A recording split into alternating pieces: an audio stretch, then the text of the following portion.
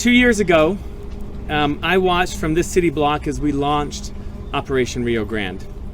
The unprecedented collaboration between law enforcement, government agencies, elected officials, and nonprofits set out to improve public safety and to restore order in this community, but also to support people who were struggling with mental illness and drug addiction so that they could return to a path of self-reliance and dignity.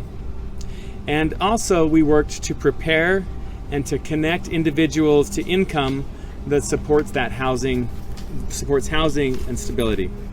So I'm focused today on what we learned from phase 2 of Operation Rio Grande, investments in mental health and treatment. In the face of large-scale drug dealing by sophisticated drug cartels and a national opioid epidemic that included Utah, we confronted a challenge. We confronted it together. Salt Lake County's behavioral health staff had struggled for resources to pay for access to residential treatment for drug abuse clients who were leaving the county jail. Often, there was a 6-month or longer waiting period for individuals to receive treatment.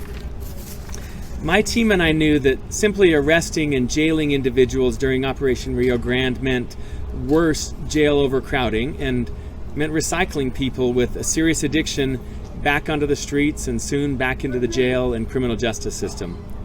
There had to be an alternative. So I, along with District Attorney Sim Gill, County Sheriff Jim Winder, and the Salt Lake County Council that included at the time now Mayor Jenny Wilson, we had supported the legislature's effort to offer a targeted adult Medicaid expansion program. It was designed to cover about 10,000 Utahns. That was exactly the population that we knew would be arrested. They were nonviolent drug offenders who cycled in and out of the criminal justice system because of their behavioral health and addiction issues. With an additional $100 million in combined state and federal Medicaid dollars, we had the means to pay providers to expand treatment opportunities and to offer individuals a real shot at getting clean and sober and to start rebuilding their lives. So since November 1st of 2017, more than 4,400 Utahns have enrolled in the Targeted Adult Medicaid Extension Program. More than 2,500 Salt Lake County individuals have accessed treatment services. And since December of 2017, we've gained nearly 500 new treatment beds. We started new drug courts. We enrolled 150 individuals in those drug courts and offered them the opportunity to get well, to avoid a permanent arrest record. And since mid-January, we've been able to house 517 clients in sober living homes, where they can continue their outpatient addiction treatment, where they can get jobs and support and continue their recovery. The sober living program has an 81% success rate. That is, individuals who are still housed or have achieved a positive exit.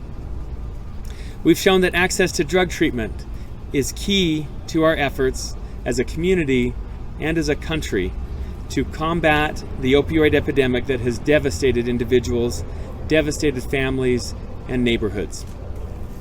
Utah is not alone in this fight. When I went to Congress, one of my first actions was to join the Freshman Working Group on Addiction, a bipartisan group of members of Congress who are working to bring solutions to the opioid epidemic. Our group has been busy studying legislative options that would guide the federal efforts so that federal departments support the successful efforts of cities and counties in this fight. I've been able to highlight in that working group the work that we've done here in Utah in a bipartisan way, and many of the individuals whose lives have been impacted by our work.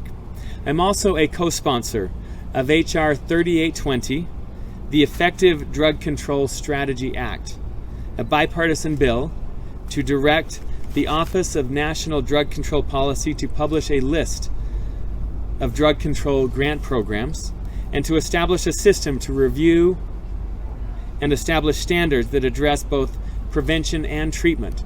We want to bring some of the data-driven approach that we pursued in Utah to federal programs that are, and grant programs and other programs that are working to address addiction.